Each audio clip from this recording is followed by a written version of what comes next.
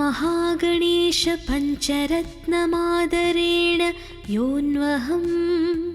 प्रजल्पति प्रभातके हृदि स्मरन् गणेश्वरम् अरोगतामदोषतां सुसाहितिं सुपुत्रतां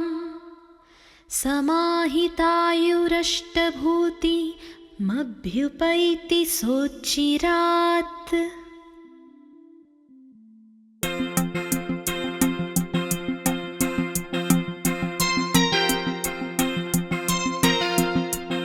मुदाकरात्तमोदकं सदा विमुक्तिसाधकं कलाधरावतंसकं विलासिलोकरक्षकम् अनायकैकनायकं विनाशितेभदैत्यकं नतासुभासुनाशकं नमामि तं विनायकम्। नदीतरातिभीकरं नवोदितार्कभास्वरं नमत्सुरारिनिच्चरं नताधिकापदुद्धरम् सुरेश्वरं निधीश्वरं गजेश्वरं गणेश्वरं महेश्वरं तमाश्रये परात्परं निरन्तरम्। समस्तलोकशङ्करं निरस्तदैत्यकुञ्जरं दरेदरोदरं वरं वरे भवक्त्रमक्षरम् कृपाकरं क्षमाकरं मुदाकरं यशस्करं मनस्करं नमस्कृतां नमस्करोमि भास्वरम्। अकिञ्चनातिमार्जनं चिरन्तनोक्तिभाजनं पुरारिपूर्वनन्दनं सुरारिगर्वचर्वणम् प्रपञ्चनाशभीषणं धनञ्जयादिभूषणं कपोलदानवारणं भजे पुराणवारणम्। नितान्तकान्तदन्तकान्तिमन्तकान्तकात्मजम् अचिन्त्यरूपमन्तहीनमन्तरायकृन्तनम् हृदन्तरे निरन्तरं वसन्तमेव योगिनां तमेकदन्तमेव तं विचिन्तयामि सन्ततम्।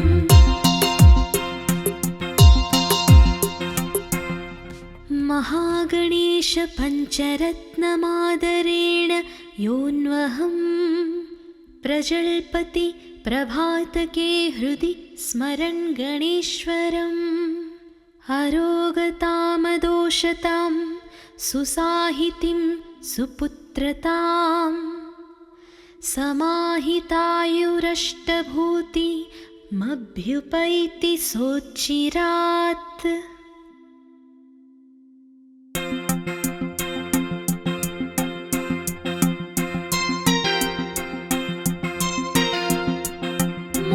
मुदाकरात्तमोदकं सदा विमुक्तिसाधकं कलाधरावतंसकं विलासिलोकरक्षकम्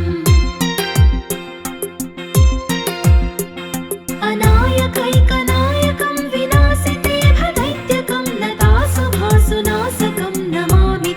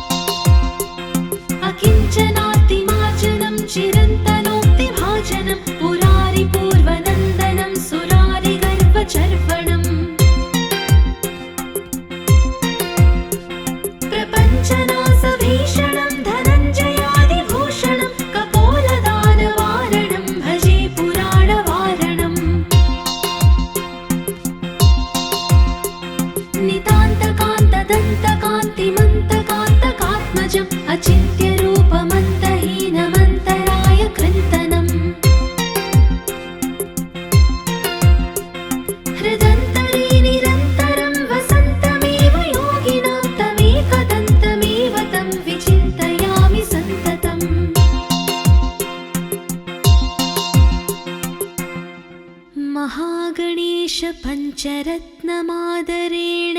योऽन्वहं प्रजल्पति प्रभातके हृदि स्मरन् गणेश्वरम् अरोगतामदोषतां सुसाहितिं सुपुत्रतां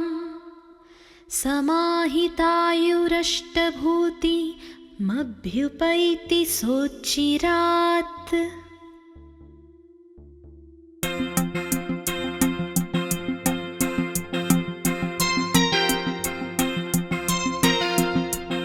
मुदाकरात्तमोदकं सदा विमुक्तिसाधकं कलाधरावतंसकं विलासिलोकरक्षकम्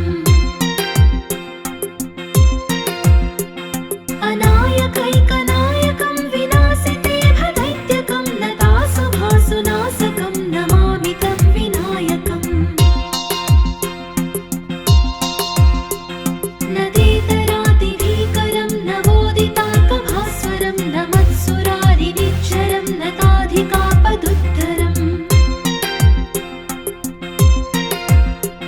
सुरेश्वरं निधीश्वरं गजेश्वरं गणेश्वरं महेश्वरं तमाश्रये परात्परं निरन्तरम् समस्तलोकशङ्करं निरस्तदैत्यकुञ्जरं दलेदरोदरं वरं वरे भवक्त्रमक्षरम् कृपाकरं क्षमाकरं मुदाकरं यशस्करं मनस्करं नमस्कृतां नमस्करोमि भास्वरम् अकिञ्चनातिमार्जनं चिरन्तनोक्तिभाजनं पुरारिपूर्वनन्दनं सुरारिगर्वचर्वणम् प्रपञ्चनाशभीषणं धनञ्जयादिभूषणं कपोलदानवारणं भजे पुराणवारणम् नितान्तकान्तदन्तकान्तिमन्तकान्तकात्मजम् अचिन्त्यरूपमन्तहीनमन्तराय कृन्तनम् हृदन्तरे निरन्तरं वसन्तमेव योगिनां तमेकदन्तमेव तं विचिन्तयामि सन्ततम्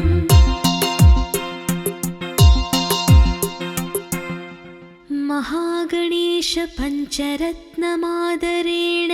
योऽन्वहं प्रजल्पति प्रभातके हृदि स्मरन् गणेश्वरम् अरोगतामदोषतां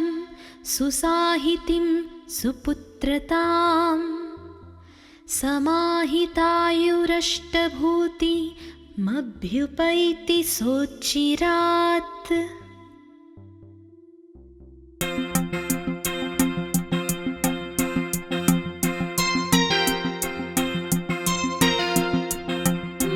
मुदाकरात्तमोदकं सदा विमुक्तिसाधकं कलाधरावतंसकं विलासिलोकरक्षकम्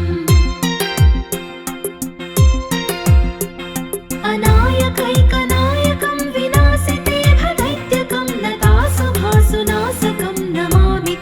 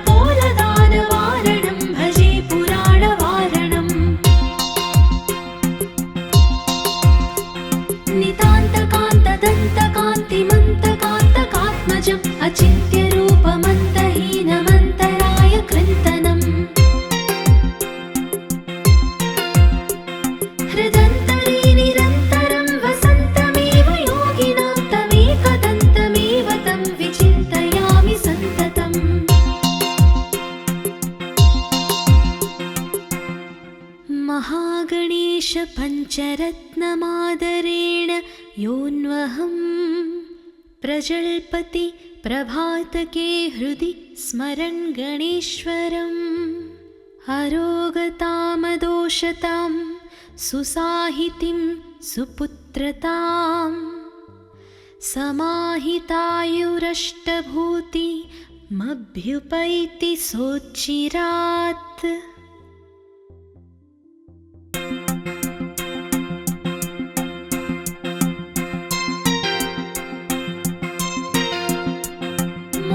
मुदाकरात्तमोदकं सदा विमुक्तिसाधकं कलाधरावतंसकं विलासिलोकरक्षकम् अनायकैकनायकं विनाशितेभदैत्यकं लतासुभासुनाशकं नमामि तं विनायकम् नदेतरादिभीकरं नवोदितार्कभास्वरं नमत्सुरारिनिच्चरं नताधिकापदुद्धरम् सुरेश्वरं निधीश्वरं गजेश्वरं गणेश्वरं महेश्वरं तमाश्रये परात्परं निरन्तरम्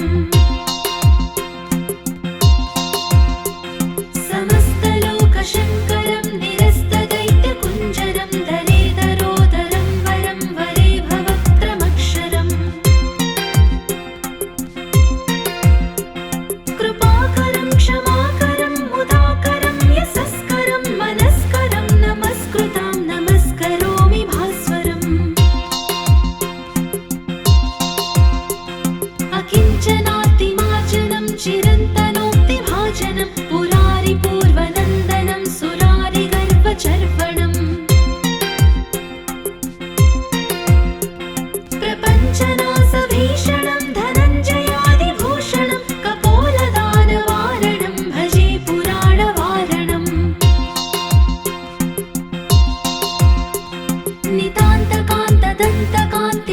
नितान्तकान्तदन्तकान्तिमन्तकान्तकात्मजम् अचिन्त्यरूपमन्तहीनमन्तराय कृन्तनम् हृदन्तरे निरन्तरं वसन्तमेव योगिनां तमेकदन्तमेव तं विचिन्तयामि सन्ततम्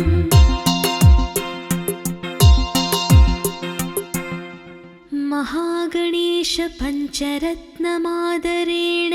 योऽन्वहं प्रजल्पति प्रभातके हृदि स्मरन् गणेश्वरम् अरोगतामदोषतां सुसाहितिं सुपुत्रतां समाहितायुरष्टभूतिमभ्युपैति सोच्चिरात्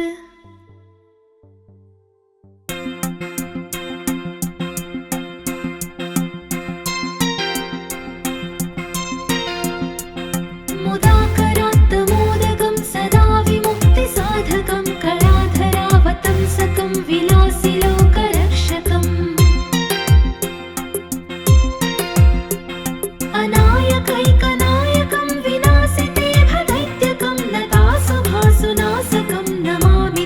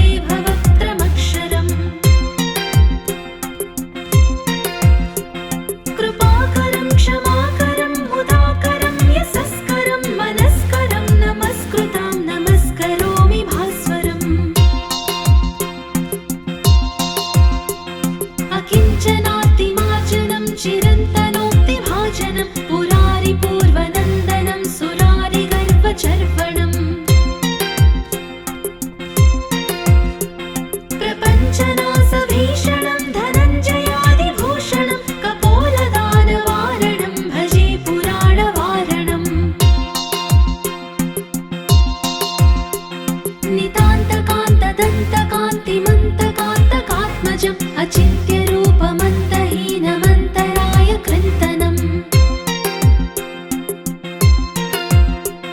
हृदन्तरे निरन्तरं वसन्तमेव योगिनां तमेकदन्तमेव तं विचिन्तयामि सन्ततम्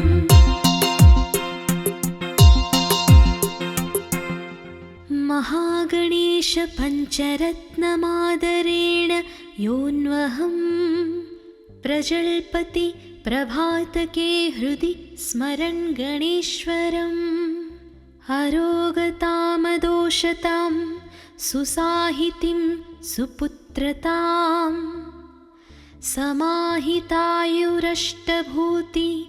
समाहितायुरष्टभूतिमभ्युपैति सोच्चिरात्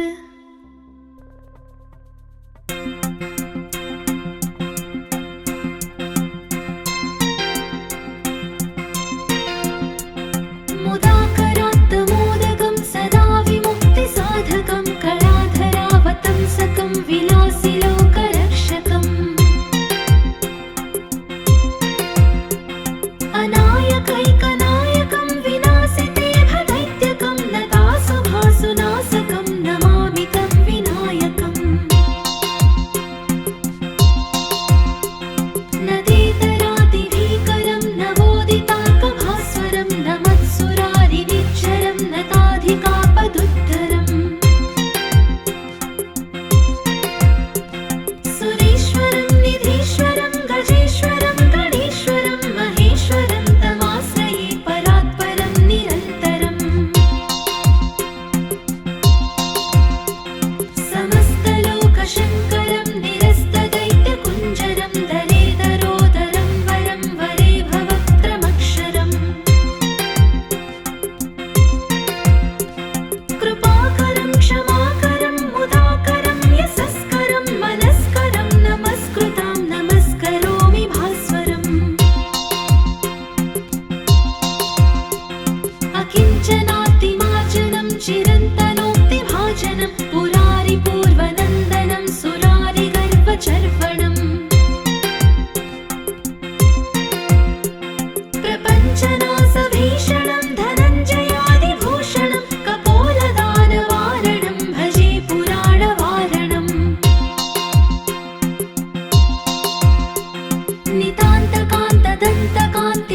नितान्तकान्तदन्तकान्तिमन्तकान्तकात्मजम् अचिन्त्यरूपमन्तहीनमन्तराय कृन्तनम् हृदन्तरे निरन्तरं वसन्तमेव योगिनां तमेकदन्तमेव तं विचिन्तयामि सन्ततम्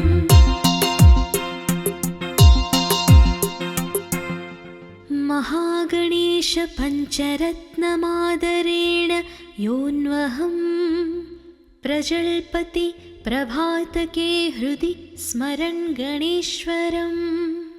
अरोगतामदोषतां सुसाहितिं सुपुत्रतां समाहितायुरष्टभूतिमभ्युपैति सोच्चिरात्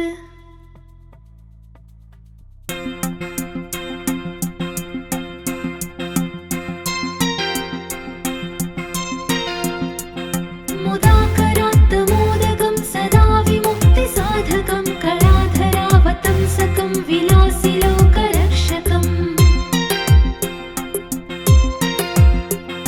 अनायकैकनायकं विनाशिते भदैत्यकं नतासुभासुनाशकं नमामि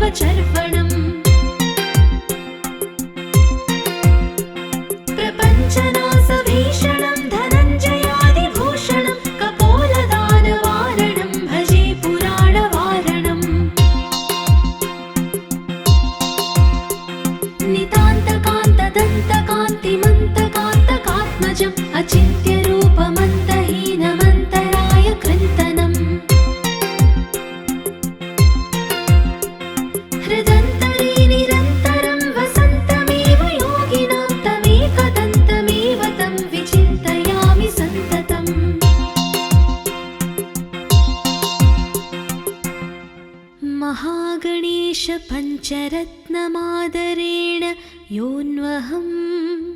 प्रजल्पति प्रभातके हृदि स्मरन् गणेश्वरम् अरोगतामदोषतां सुसाहितिं सुपुत्रतां समाहितायुरष्टभूतिमभ्युपैति सोच्चिरात्।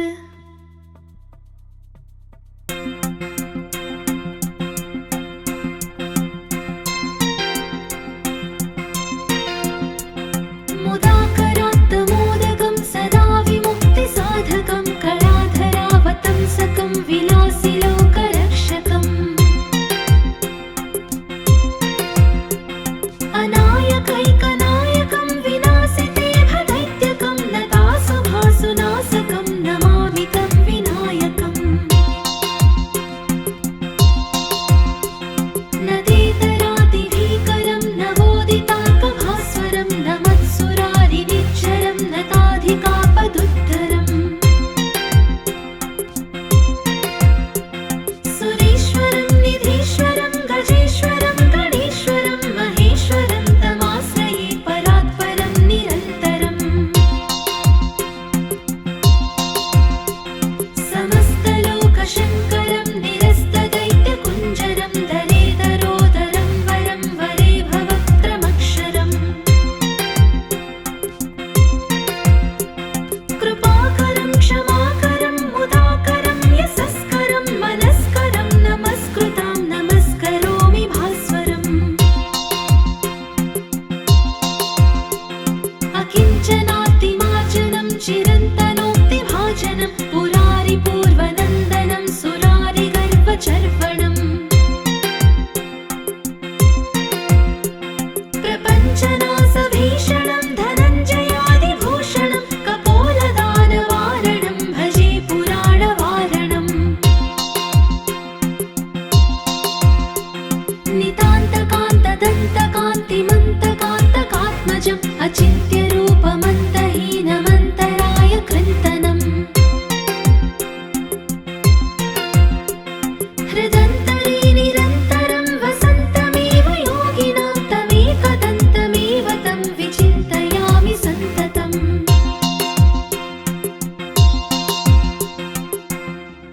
महागणेश पञ्चरत्नमादरेण योऽन्वहं प्रजल्पति प्रभातके हृदि स्मरन् गणेश्वरम् अरोगतामदोषतां सुसाहितिं सुपुत्रतां समाहितायुरष्टभूतिमभ्युपैति सोच्चिरात्।